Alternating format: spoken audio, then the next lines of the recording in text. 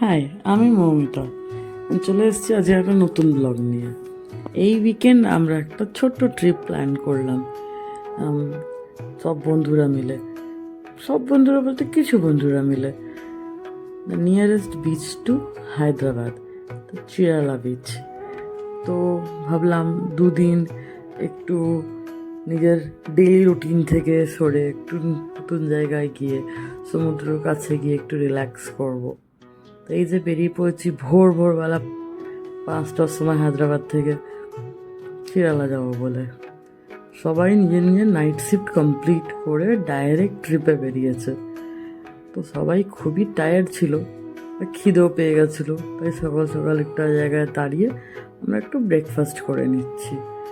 এই যে সবাই কেউ মুখ লোকাচ্ছে, কেউ হাই বলছে, কিন্তু সবাই তো আর ক্যামেরা ফ্রেন্ডলি নয়।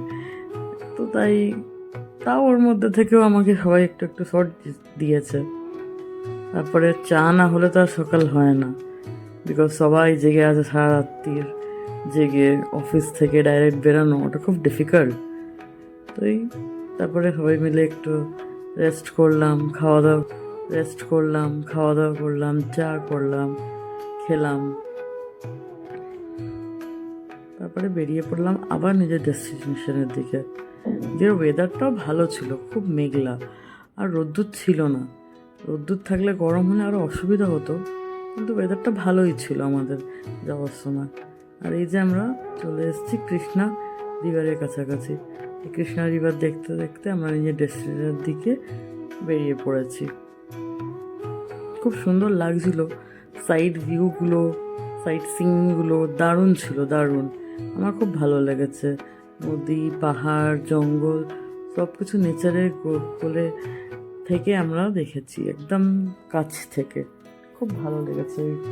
সব কিছু তো আর ক্যাপচার করতে পারিনি, বিকজ কোনো কোনো সময় মনে হয় যে ফোনটা তুলে ক্যাপচার করাচ্ছে, সিনগুলো এনজয় করাটা বেশি ইম্পর্টেন্ট। তাই একটু বেশি এনজয় করে ফেলেছি।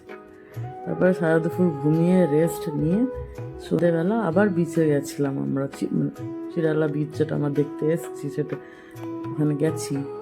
জানি আমার ক্যামেরা এত ভালো ক্যাপচার করতে পারেনি, তাও আমি শেয়ার করলাম সবার সাথে যে আমি রাত্রিবেলা বিচে গেছিলাম, ওখানে যে কী শান্তি, কী ভালো লাগছিল।